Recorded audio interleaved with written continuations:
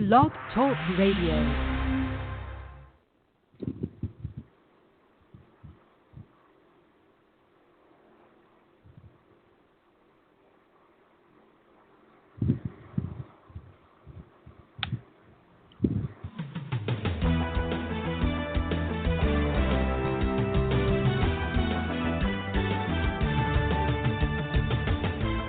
Fulfill Radio, a voice you can trust. Broadcasting live presents Two Guys and a Bible with Don Preston and William Bell. Join us each week at 7 p.m. Eastern, 6 p.m. Central as we bring you exciting, sound, challenging, and comforting messages regarding the end times. Thank you for tuning in today. Don Preston is the founder of Preterist Research Institute, or PRI. Don is a prolific author, having written and published 19 books, a host of audio and DVD studies, and is a debater and defender of the full preterist view. His websites are BibleProphecy.com, Eschatology.org, and DonKPreston.com.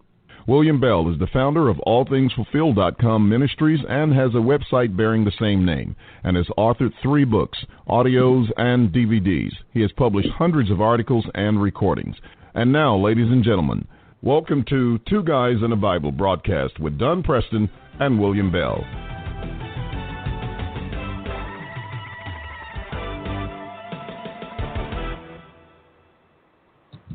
Good evening, ladies and gentlemen. This is William Bell. I'm not sure if you are able to hear me, but we're delighted to be with you today. And I'm going to have to turn this over to Don Preston because I think I'm going to have to sign back in.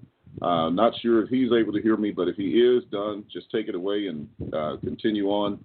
I may have to log back out and then log back in because for some reason it doesn't seem that I have access to all of my audio devices.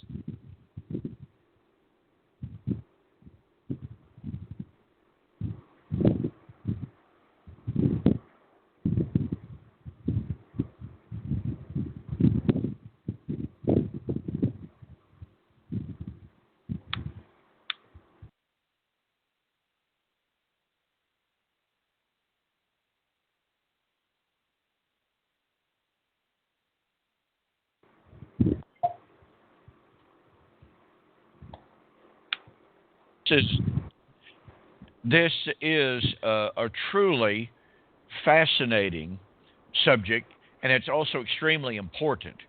Those who follow dispensationalism, those who are aware of the doctrine of eschatology as it is taught in America especially, know and realize that all you have to do is turn on the TV on any given Sunday or Wednesday night and some other nights as well, and you will hear one TV evangelist after another talking about we are in the last days. This is the final generation. I have personally heard some of these evangelists predict. I'll never forget, as long as I live, in 1999, I was watching Benny Hinn, and he had Jack Van Impe on his program. And Jack Van Impe predicted that the Lord could come in the rapture within 6 months. And Benny Hinn feigned surprise and shock and what have you. And they went ahead and talked about it. Are you sure? Are we that close? Benny Hinn inquired. And John Hagee assured him with full confidence that we are that close. And, of course, anyone who has watched, as I said, almost any of these televangelists knows that they've constantly made end-time predictions that the end was coming. Hal Lindsey and his famous 1980s countdown to nowhere, and on and on and on it goes.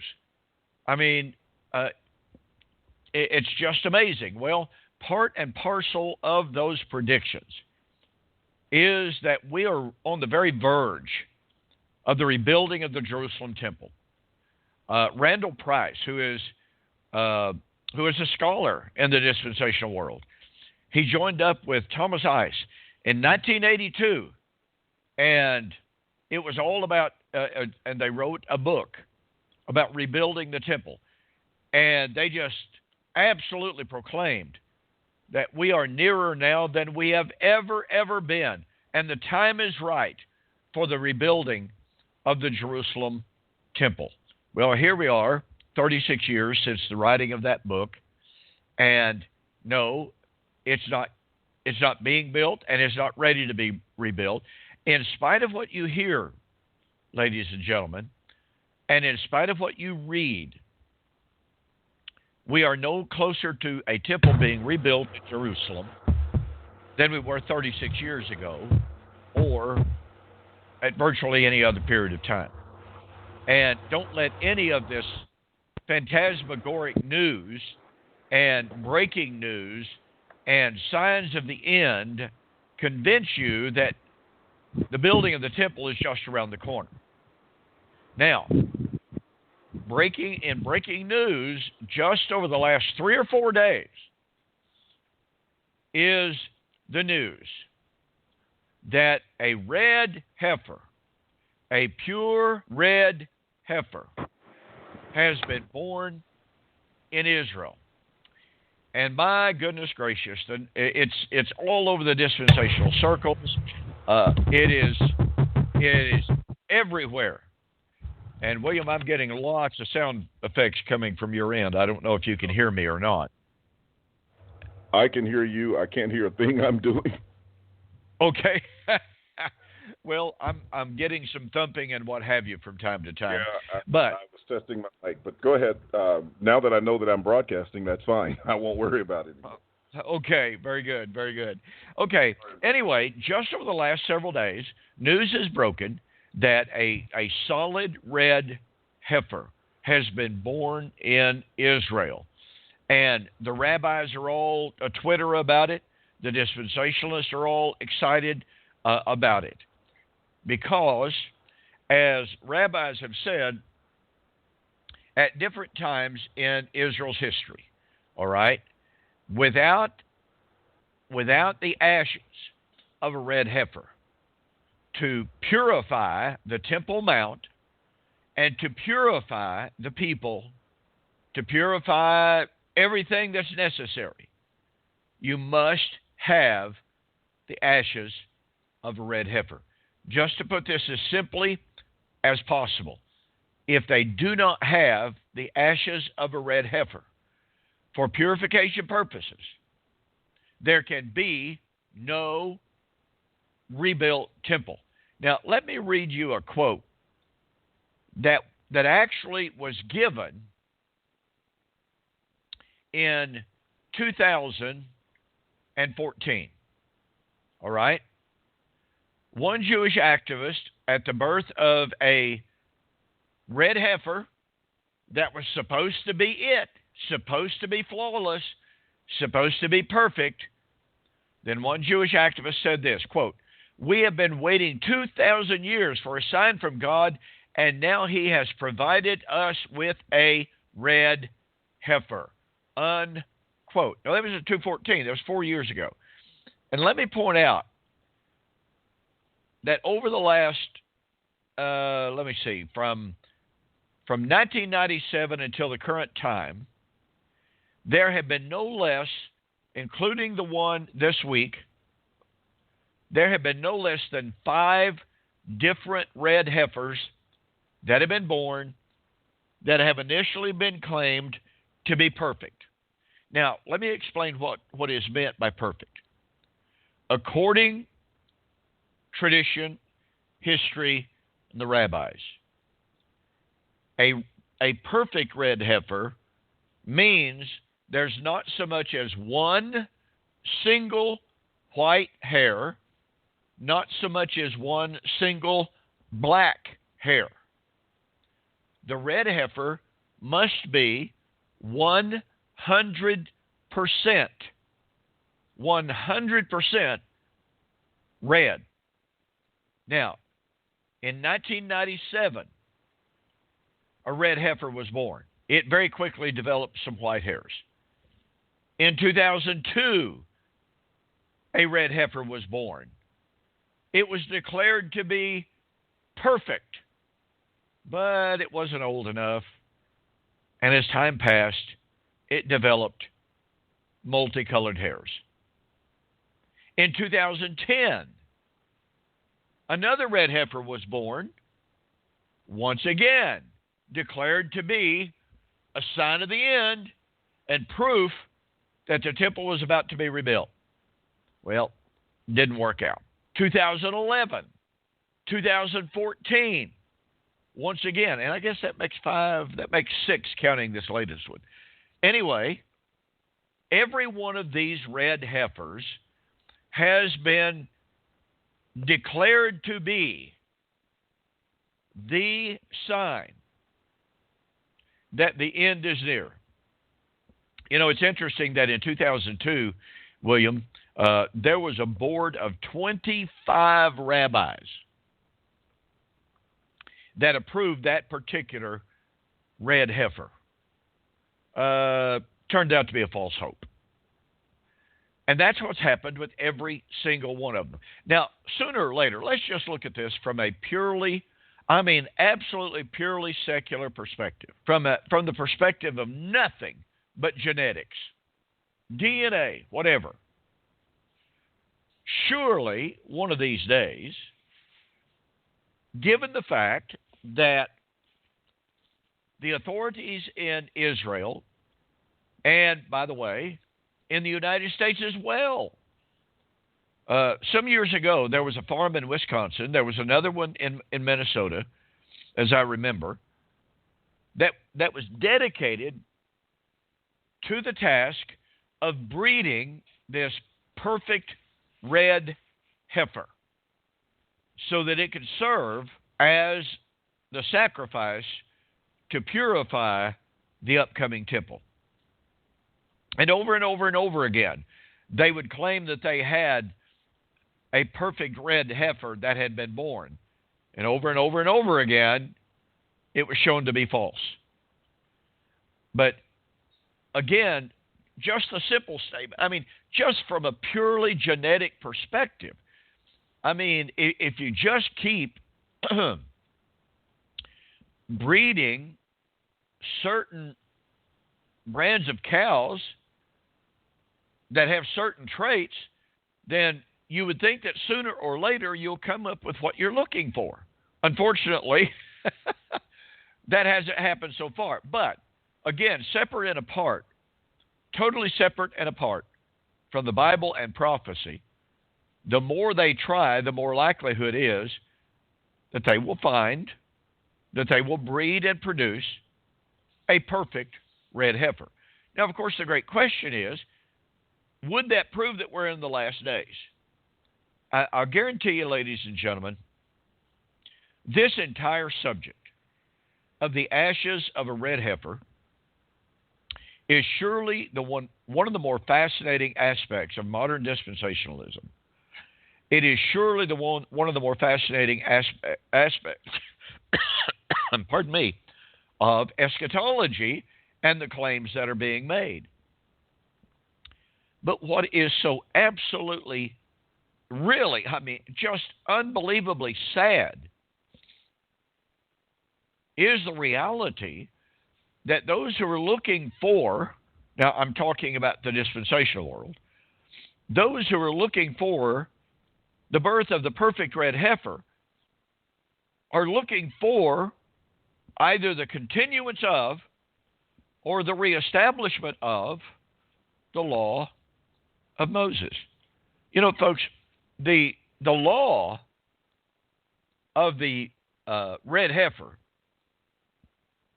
the claims of the red heifer and its necessity for the purification rites is absolutely based upon the Old Testament law of Moses. So, William, what in the world is the problem with everyone looking for the birth of a red heifer so that it can purify a temple? That's a good question. I have no idea, especially, from the perspective that this was all a part of, as you say, the law of Moses. And the law of Moses has ended. That era is gone. That age is gone.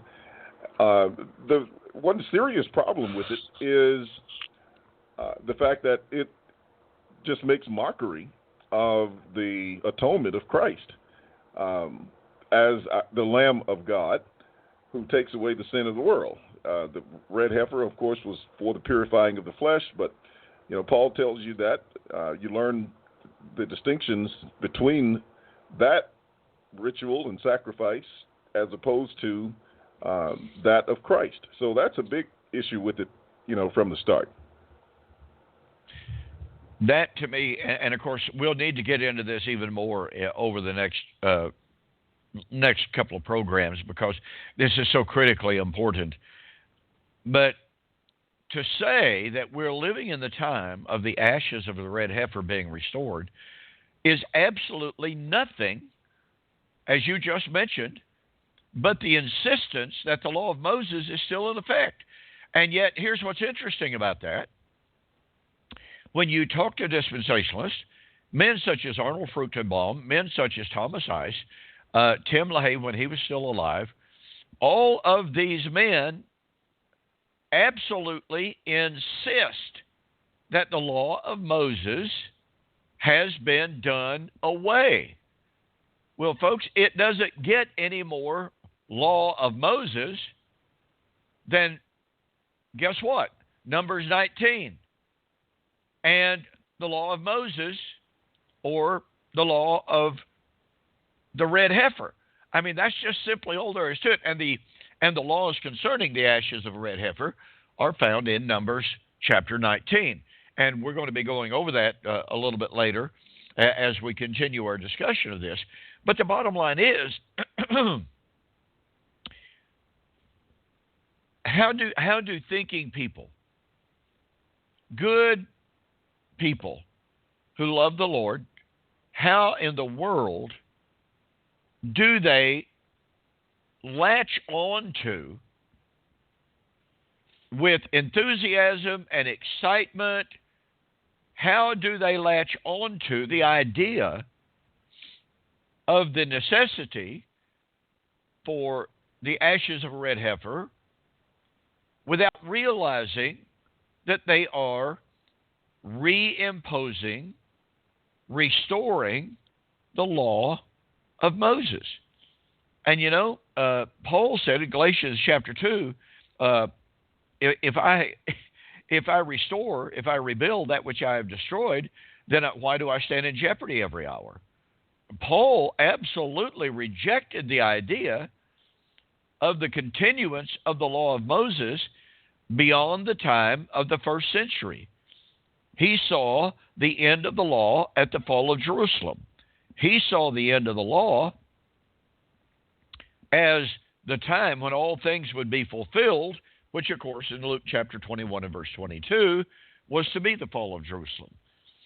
So, again, the question has to be asked, how in the world do good people who love the Lord get so caught up in the paranoia and the fantasy of a red heifer and the fantasy of a rebuilt temple and not understand that by demanding the ashes of a red heifer, they are reestablishing the law of Moses, which is absolutely abhorrent to the gospel of Jesus Christ. I've just failed to understand that and cannot impress enough on people how incredibly sad that is, not to mention unfortunate.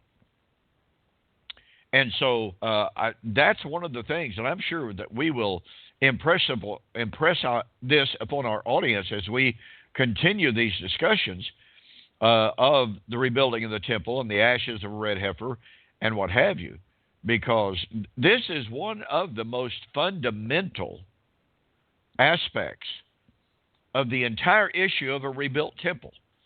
In reality, as suggested a moment ago, in reality, you cannot talk about a rebuilt temple insofar as the rabbis are concerned, insofar as the dispensationalists are concerned. You cannot talk about a rebuilt temple without talking about and without demanding the ashes of the red heifer, which means the law of Moses. pure and simple, the law of Moses. So, again, we'll come back to that. Well, here's something that is absolutely fascinating about this entire scenario.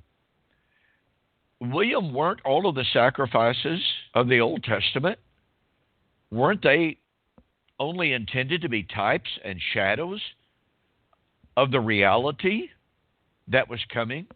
The real sacrifice, the real purification, the real sanctification? Isn't that what the Bible teaches us? Yeah, that's absolutely correct. Colossians 3:17, Hebrews 10 and verse 1. They were all shadows of the good things that were about to come in the first century. So, I've asked people many times, what do you want? Do you want the shadow or the real thing? And all of the things of the Old Testament were nothing, as you say, but shadows and types. So if it is insisted that we have the actual ashes of a red heifer in order to purify a rebuilt temple, then that is, in effect, to go back to a point that we made a moment ago, that is to return to a world not only of the law of Moses, but that is to return to the world of the shadows. You said you ask people all the time about which you prefer, the shadow or the reality, and I have asked people all the time in conversations in somewhat similar vein. I have asked them, let me ask you a question. If you're walking down the street and the sun's shining real pretty, I said, you're walking along and there's a shadow of you and your wife as you walk along. I said, would you rather hug the shadow of your wife, or would you rather hug the reality of your wife? And, there's really not much debate about this particular aspect of it, I would think. Which is better, shadow or reality? And yet that is precisely what we are dealing with when people talk about the ashes of a red heifer. Now, folks, I think it very, very, very important to take a look at what the writer of Hebrews said in Hebrews chapter 9, verse, 11 and 12? Yes, Hebrews 9, 11 and 12.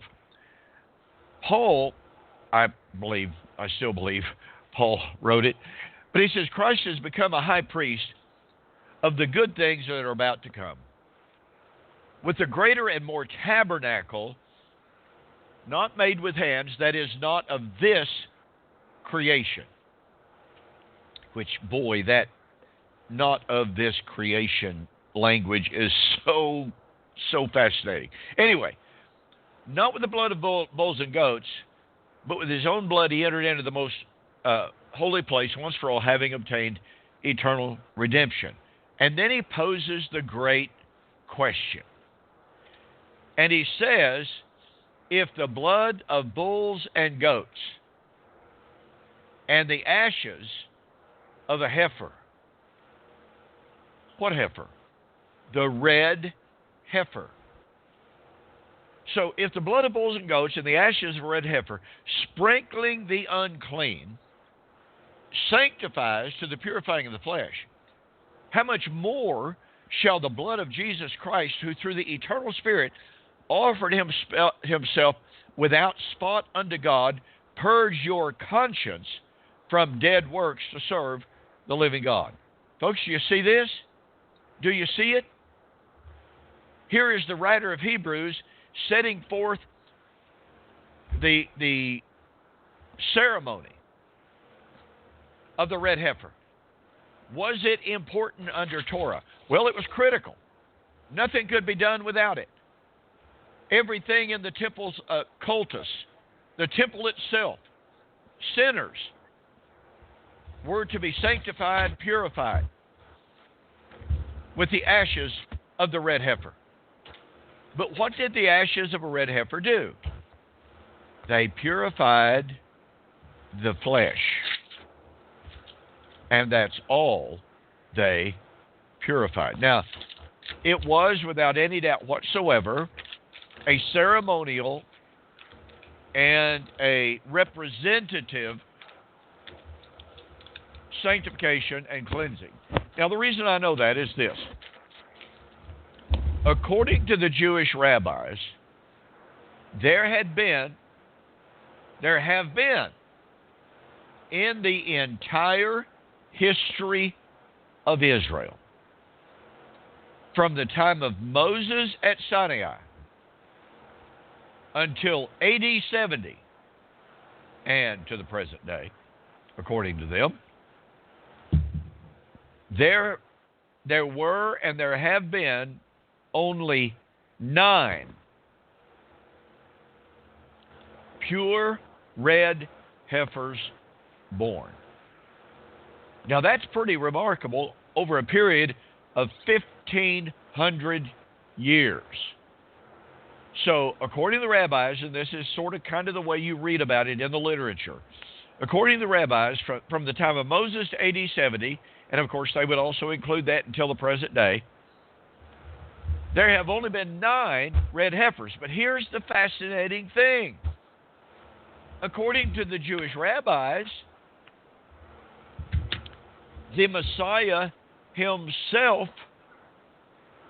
would sanctify and offer the 10th red heifer. I mean, this is absolutely fascinating stuff. Think about that, folks.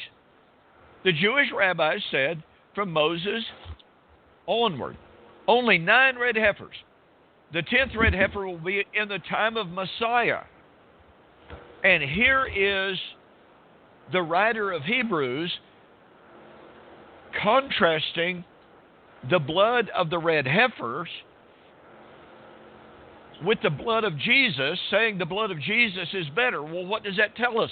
It tells us that the blood of the red heifers was no longer going to be needed, because there's the sacrifice of Jesus. He became, what does it say? Christ became the high priest of the good things about to come. Now, I understand that some translations, there's some translational confusion, if you please, on Hebrews 9, verse 11. Some translations say Christ came as a high priest over the good things that have come. But there's good support for the translation. He became the high priest over the good things that are about to come, from Melo. And that rendering is supported by Hebrews chapter 10, verse 1 and 2, the law being a shadow of good things about to come. And there is no translational problem there. There are no manuscript problems there, textual problems. And so when you look at Hebrews chapter 9, verse 11, in the light of Hebrews chapter 10, verse 1 and 2, then the rendering of about to come has very good textual support and contextual support as well. But again, the idea here is 9 red heifers in 1,500 years. When is the 10th heifer supposed to come? In the time of the Messiah. Here is the writer of Hebrews setting forth Jesus as the sacrifice. Now, I want everyone to pay very, very careful attention to what I'm about to say. He not only sets forth Jesus as a sacrifice better than the red heifer, he sets forth Jesus as the red heifer sacrifice. Now, I know that seems anomalous to us, because the red heifer was obviously a female, and Jesus was not, very clearly. But what does the Bible teach us about some of the distinctive things? What was the nature of the red heifer sacrifice and cultus. Well, let me give you a rundown, see if I can draw this up from memory. A red heifer, number one, had to be absolutely perfect. No flaws whatsoever. And that means no black hairs, no white hairs. No discolored hairs. Obviously, it could not be crippled. It could not have any physical defect in it. So the red heifer, and this is all taken, again, from Numbers chapter 19.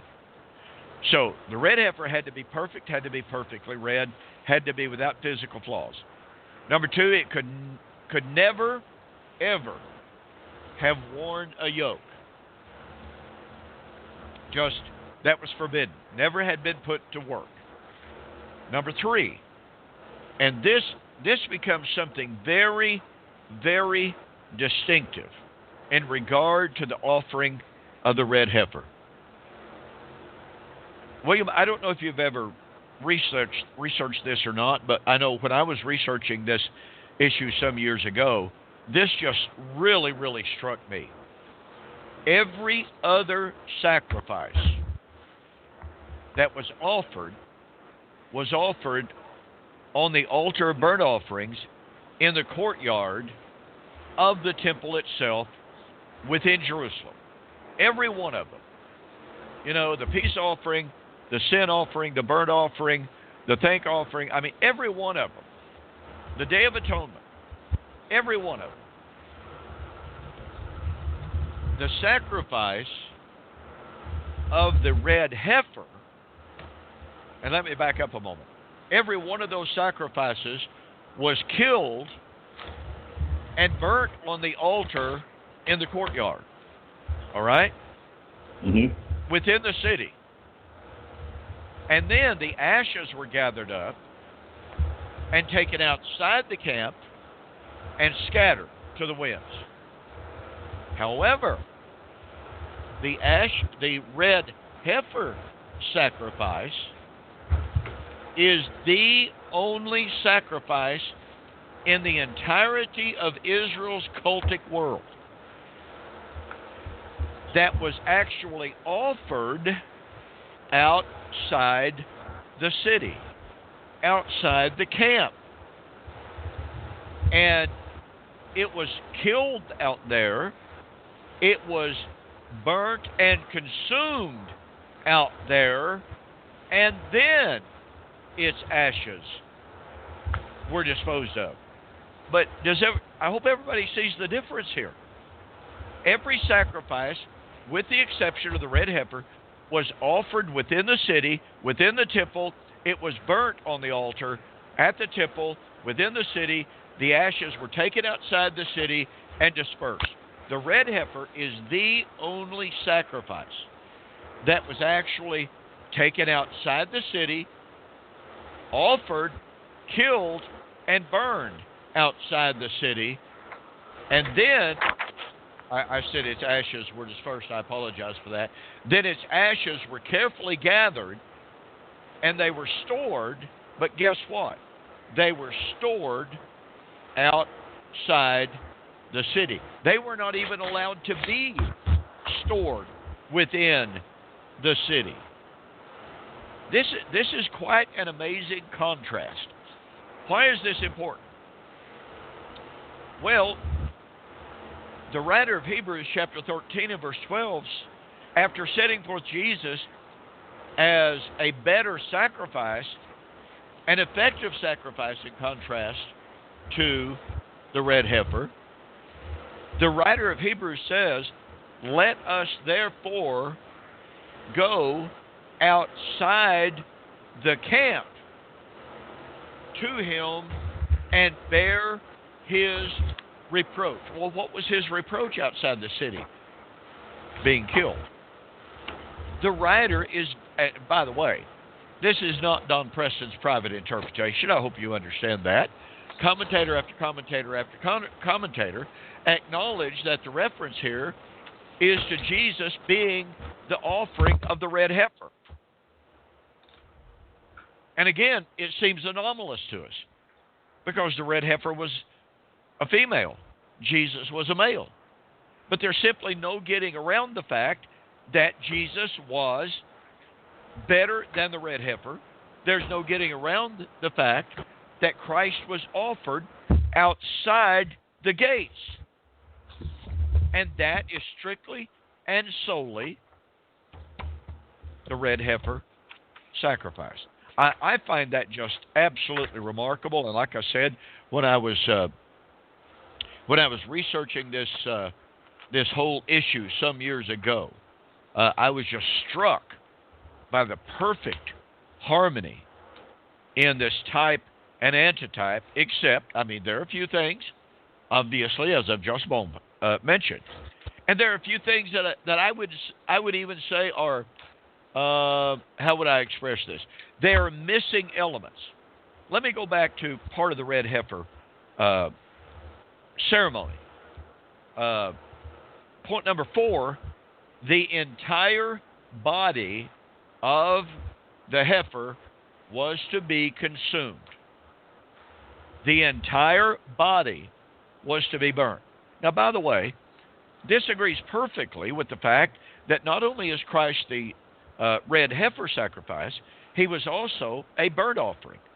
In 2 Corinthians chapter 5, Paul says he, that is Christ, was made to be sin for us. Well, that's not the most accurate translation in all the world. As many modern Greek authorities point out, many Jewish scholars, Jewish Christian scholars, to use that term, point out, the terminology there means he was made to be a sin offering for us. Well, guess what, folks? The sin offering under Torah was also supposed to be completely consumed. Not partially, completely consumed. So we have perfect harmony in this detail. The burnt offering was supposed to be completely consumed on the altar. The red heifer sacrifice was to be completely consumed outside the city. So, was Jesus offered on the altar within the temple? No, I agree with that. That's not the point.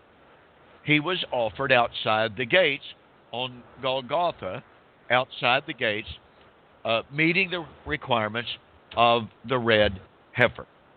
So, again, there are a few anomalous things, but what we do is we look at the agreements. We look at the perfect harmony. Now, notice that Numbers chapter 19 also says that cedar wood, hyssop, and scarlet were to be added to the fire that was consuming the sacrifice. That's, pardon me. That's quite a situation. Notice that when Jesus was hanging on the cross, they gave him vinegar and hyssop to drink as he was being led to the sacrifice. He was dressed in scarlet and purple. Now, the one thing that I have not been able to nail down on this, I don't know why. I have not found a single commentary. Even Edersheim, Joachim Jeremias, none of these scholars address the issue of the cedar. There has been speculation that the cross itself was actually cedar. That's speculation. I haven't been able to find anything that perfectly matches that particular aspect. Now, that it may be, and probably is, I would say, probably due to my own ignorance, because we have the hyssop and we have the scarlet that were there in Jesus' sacrifice. I suspect that somewhere, One of these days, somebody is going to run on to, some ancient writer, some historian that will point out that the tree was in fact, and indeed, without speculation, cedar. I don't have anything to prove that. I want everybody to understand. I'm not claiming that to be a fact. I'm speculating on that because we do have the hyssop, we do have the scarlet. I suspect that somewhere involving Jesus on the cross, Jesus in his sacrifice, I suspect that there's some cedar wood present somehow, some way, in some fashion. Have to wait and see what further research will turn up. But again, the point of fact of this is, here is the writer of Hebrews very clearly setting forth Jesus as the sacrifice that was made outside the camp, and the only sacrifice that can be was the ashes or the sacrifice of the red heifer. So when we talk about the type and antitype, when we talk about shadow and reality, everywhere we look in regard to Jesus, he fulfills that typology. He is the body of the shadow of the red heifer. And again, the remarkable thing is, I keep going back to this, but it's such a fascination to me of how the rabbi said there were only 9 red heifers in the entirety of history of Israel until AD 70. And there was not one after AD 70. They're still looking for it. And now we've got this claim of just a few days ago that it has been born. And yet right there in the first century, for the astute viewer, for the astute readers of the Gospels, seeing the sacrifice of Jesus, seeing that everything that was taking place with Jesus in his sacrifice, it fit the Passover requirements, because Jesus was examined, if you please, found to be without fault by Pilate. He hung on the cross as the Passover sacrifice, and at the very moment in the temple itself that the high priest would have declared that the Passover sacrifice was completed and would have literally yelled out, "It is finished," Jesus on the cross said, "It is finished." So we've got the perfect fulfillment of Passover, and then at the very same time, you have Jesus as being not only the Passover, but you have him being the red heifer being offered without the gates. There's so much going on in regard to Jesus on the cross and his sacrifice. And, William, this gets back to what you and I have discussed on so many different occasions of how important it is to understand the Jewish festal calendar, to understand the type and the antitype, and yet most of our lives, a good part of our lives, we're getting older, maybe not the most part of our life now, but for a good part of our life, we had no idea about the importance of the festal calendar. Just simply no idea about it. And yet everywhere we look in the New Testament, we see Jesus fulfilling that festal calendar, the first 4 aspects of the festal calendar: Passover, unleavened bread, Feast of Weeks, Pentecost. Those first 4 feasts were fulfilled perfectly, all the way right up through the day of Pentecost. And then the New Testament writers, over and over and over again, tell us repeatedly they were waiting for the fulfillment of those final 3 feast days: Rosh Hashanah, the Day of Judgment, the consummation of the atonement, and at the second appearing of Christ.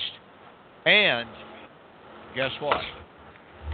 Sukkot, Feast of Harvest, the day of the resurrection. I mean, to overlook this, to ignore this, is just so unfortunate. And yet we do it all the time. In one Bible conversation after another, people completely ignore the importance, for instance, of seeing Jesus as the red heifer. Wow, that can't be true because Jesus was a man. Well, then he was the only sacrifice ever offered outside the gate, and the red heifer was the only sacrifice ever to be offered without the gate, and we're supposed to ignore that. And his sacrifice takes away sin, and the red heifer could not take away sin. We're supposed to ignore that. I mean, this gets to how... Let me see how to express this. Ignorance is not bliss. And ignorance is not truth. And ignorance does not... Let me see how to express this. Being ignorant is no excuse for condemning others who have studied the issue a little bit. I'll just simply say this. In my debate with Mac Deaver in 2008, I kept going over the 70 weeks of Daniel and the fulfillment of the fiscal calendar and how important it was to see those elements. And Mac Deaver kept getting up. Why, I've never heard such a thing in all my life. And he would just appeal to the audience. Hey, have any of you ever heard of this? I've never heard about any of this at all in my life. And I got up and I just simply said, Brother Deaver, with all due respect, your ignorance of these things does not constitute error on my part. And yet we hear over and over, when we appeal to the festal calendar, when we appeal even to the red heifer, and Jesus as the fulfillment of that, we're the ones in error. We're the heretics. We're the false teachers. I'm sorry, folks. If you are ignorant of these things, now it doesn't prove that my knowledge is perfect by any stretch of the imagination. I'm not saying that at all. But when I can point out these parallels, when I can point out the type and antitype, when I can point out the shadow versus the reality, and the reality is right there in front of our eyes, right there on the page of inspired scriptures, then I at least have a little better chance of being right. If you don't even know about the type and antitype of the red heifer, if you don't even know the type and antitype of Passover, of Pentecost, of atonement, if you don't know anything about those things, and men such as William and myself and David Curtis and a array of others, men such as like Bill Cannengeiser, who passed away recently, who was a brilliant man on the feast days. Okay, if you've never put in that at least a good amount of study on the issues, then you have literally no right whatsoever to say that we are false teachers in this regard. It would seem to behoove anyone challenging these things to at least investigate the potentiality, the possibility that, you know what, there may be something to this type and antitype, this shadow versus reality. And here's part of the key to this. You know, folks, over the last several days, William especially, I've been out of town a good bit, haven't been on Facebook very much. But prior to that, William and I both been involved in discussions of the body of Christ. And that discussion has really been a diversion by some of the opponents of covenant eschatology to avoid the power of William's argumentation in 2 Corinthians chapter 4 and 5, and the earthly tabernacle versus the heavenly tabernacle and what have you. But some of the adversaries of covenant eschatology just went absolutely ballistic trying to avoid William's powerful arguments. But William and I have been responding with some stuff that has these fellows in outright full-blown panic and desperation. And it's about to get worse, by the way. Believe me, it's about to get worse. But nonetheless, what they've tried to focus on is a complete denial. They have not one single time have they ever mentioned the central role of the fulfillment of Israel's promises in regard to the resurrection. And the bottom line of all that is this, and I could go off into a dissertation, a good long dissertation on it. But the bottom line is this: if the fulfillment of Israel's festal calendar was imminent, coming soon in the first century, as it very clearly was, then guess what, folks? You can talk all day about the body of Christ and the nature of the body of Christ and the nature of the resurrection body, but if that resurrection was at hand through the fulfillment of Israel's festal calendar, guess what? You just lost the entire argument. You don't even have an argument. If you put the resurrection in the future, as they do, you are thereby putting the fulfillment of the law of Moses into the future. And if the law of Moses is not fulfilled, guess what, folks? We're without hope. And that's all there is to it. So the implications here of not only this entire issue of the ashes of the red heifer is not only important in answering the dispensational world, but it is absolutely critical to the entire study of eschatology. I mean, there's no question about this, because the ashes of the red heifer, when we look at the fulfillment of that typology, is so critical to see it in relationship to the completion of Israel's entire festal calendar. We'll talk about that undoubtedly on another program.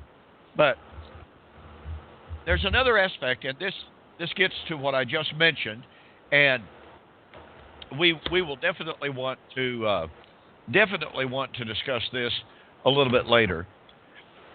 But William, one of the most fascinating and important aspects of the ashes of red heifer was that, according to Numbers chapter 19, somewhere between verses 7 and 9, somewhere along in there, it tells us that the ashes of the red heifer were for the purification of sin. Verse 9. And the defilement of death. Now, here's what happens. Most commentators focus on the purification from sins. But that's not all the text says. It's purification from the defilement of touching a dead body, being around dead bodies, and what have you. It's purification from death. My goodness gracious. What does that mean if Jesus Christ is the fulfillment of the typology of the red heifer? It means that when we are purified by His blood, we are redeemed from death. Well, let me see. Didn't Jesus have something to say about that? Let me see. I am the resurrection. I am the resurrection and the life. I mean, that's just so powerful. And so it's fascinating to me, William, why so many commentators focus almost exclusively on the idea that the red heifer, the ashes of a red heifer, were for the purification of sin. Well, that's undoubtedly true. I'm not denying that in any sense whatsoever. But here's what we need to realize: if the ashes of the red heifer were for the purification of sin, that within itself is purification from the defilement of death. Because after all, the wages of sin is what? Death. In my YouTube video series, William, over and over and over and over again, I emphasized, based upon 1 Corinthians 15, 55, and 56, when you deal with sin, you've dealt with death. Let me say that again. If you have dealt with sin, you have dealt with death. That's what Numbers chapter 19, verse 9 was foreshadowing. It's purification from the defilement of sin, purification from the defilement of death. And Christ is the fulfillment of the ashes of the red heifer sacrifice. I mean, folks, how much more exciting, how much more gratifying, how much more satisfying could anything be? And does it not give us the perfect right to ask, as William so cogently pointed out a while ago, why would anyone want to return to that world of types and shadows in which there was no true, genuine purification from sin, but as Hebrews chapter 9, verse 13 says, purified to the sanctifying of the flesh, but not the conscience. And that's why the writer of Hebrews chapter 9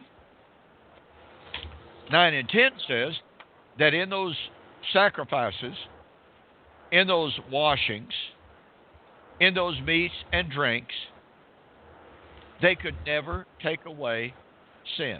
They could never make the worshiper perfect in regard to conscience. Because after all, let's face it, and we're running out of time very quickly here. Hebrews chapter 10, verses 2 and 3 tells us that in the offering of those sacrifices of the blood of the bulls and goats, there was a remembrance of sin every year. But here's something that's absolutely amazing.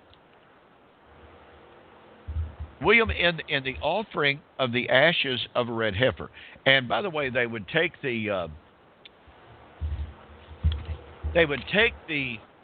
ashes of the red heifer and they would add it to pure water. And by the way, we're talking just a tiny dab, because after all, if you have to have the ashes of a red heifer, and there are only 9 of them from Moses until AD 70, you can imagine how few of the ashes that were actually being used. But what they would do is they would take just a minuscule portion of the ashes, mix it with just a dab of water, and you would come up with a paste. And it was that paste that was then applied to anyone who had come into contact with a dead body. That's what purified them. And here's what's fascinating about this. While every person in Israel had to offer sacrifices virtually every week, every month, every year. All right? The ashes of the red heifer were, according to the sources that I read, the ashes of the red heifer were applied one time. Now, I'll be really, really, really honest here. I do not know how that worked. If that person, once purified by the ashes of a red heifer, if they then came in contact with a dead body again. I am assuming that they would have to be purified by the other sacrifices, and there were other sacrifices that could be offered for purification. So I'm not quite sure, once again, strictly my own ignorance on this, I'm not quite sure how the authorities could say that the application of the ashes of a red heifer was kind of the crowning act of sacrifice, that it was only done once, and then turn around and say, well, okay, yeah, what about that same person if they came in contact with a dead body again? I don't know how that worked. I'm still trying to figure it out, just like I'm trying to figure out what about the cedar, where did the cedar appear? Well, anyway, folks, we're out of time this evening. I hope this has been a little bit instructive. I hope it's been interesting to you. To me, it's absolutely fascinating to study the entire issue of the ashes of a red heifer. By the way, some few years back, I think it was in 2014, I wrote an entire series of articles on the red heifer when it was being claimed all the way back then, 4 years ago, that a perfect red heifer had been born. Well, guess what? It didn't turn out to be the perfect one that they had hoped. It was disqualified. But if you go to my website, donkpreston.com, and go down on the blog, and you do a search for red heifer, I'm pretty sure that you will find those articles. But in the meantime, folks, we're out of time. Please share the word. Get your friends, get your neighbors to join with us as we study this fascinating topic of the Messianic Temple and the ashes of the red heifer a little bit. So in the meantime, this is Don Preston, William Bell, Two Guys in a Bible here on Fulfilled Radio, a voice you can trust, saying good night and God bless. Thank you for joining the Two Guys in a Bible radio broadcast. On behalf of Don Preston and myself, we'd like to say have a very pleasant day and may God bless. Until next time, we'll see you on Fulfill Radio, a voice you can trust.